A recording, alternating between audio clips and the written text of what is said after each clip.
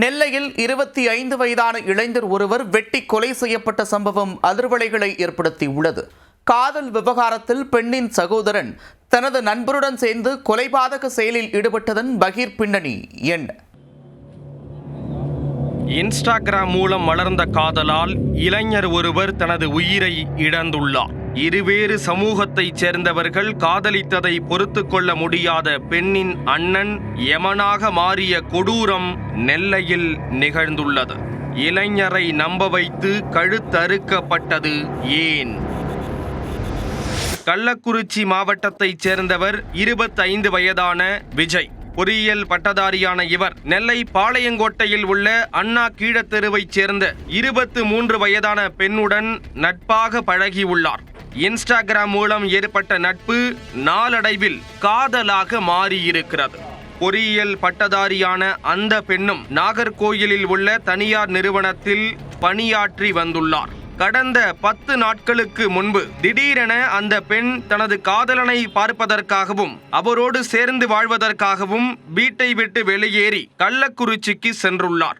அங்கு காதலன் விஜயின் சகோதரி கணவரை பிரிந்து தாய் வீட்டில் தங்கியிருந்துள்ளார். அப்போது காதலனை தேடி வந்த அந்த பெண்ணுக்கு புத்திமதி சொல்லி அவரை மீண்டும் நெல்லைக்கு திருப்பி அனுப்பியதாக கூறப்படுகிறது. மேலும் இரு வீட்டார் சம்மதத்துடன் திருமணம் செய்து கொள்ளலாம் என அறிவுரை கூறியதாக தெரிய வந்துள்ளது.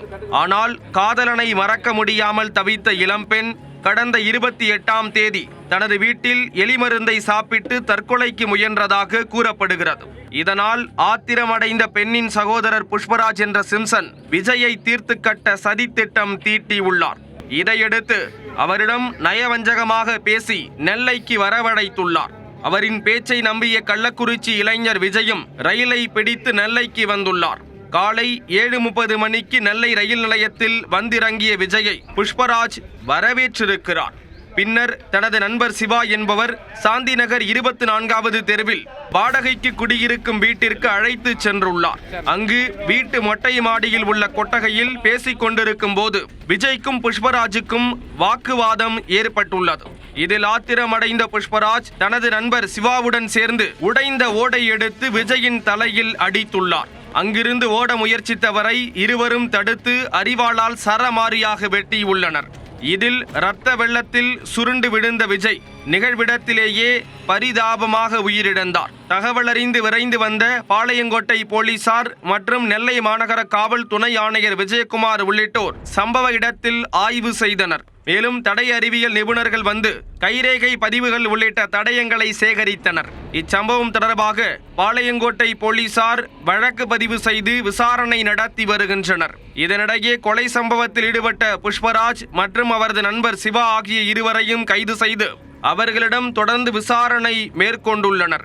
இருவேறு சமூகத்தைச் சேர்ந்தவர்கள் காதலித்த விவகாரத்தில் இளைஞர் ஒருவர் வெட்டி கொலை செய்யப்பட்ட சம்பவம் நெல்லையில் அதிர்ச்சியை ஏற்படுத்தியுள்ளது.